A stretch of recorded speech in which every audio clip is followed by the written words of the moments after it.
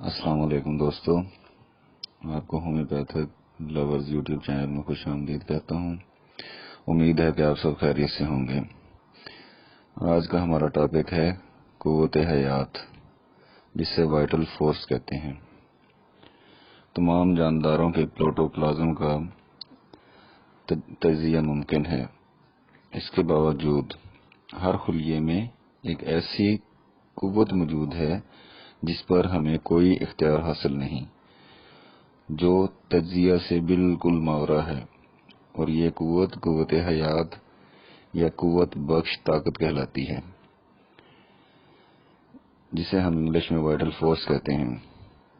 یہ ایک غیر مادی اور روحانی شے ہے جو زندگی کو قائم رکھتی ہے، اور یہ بیماری کے حملے کے خلاف قدرتی مدافعت اور مزاحمت کرتی ہے، اور اس قوت کی خاصیت میں گڑبڑ خلیے کی ساخت میں ایسی تبدیلی پیدا کر دیتی ہے جس سے خلیہ بیرونی اثرات کو قبول کر لیتا ہے، اور اس کے نتیجے میں بیماری پیدا ہو جاتی ہے، جس سے وائٹل فورس کو جھٹکا یا صدمہ لگتا ہے، اور وائٹل فورس کم ہو جاتی ہے یا دباؤ میں آ جاتی ہے۔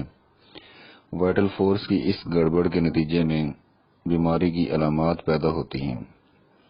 جب ایک شخص بیمار پڑتا ہے تو اس کے جسم میں موجود روح کی مانند خود کار قوت حیات میں خلل پڑتا ہے۔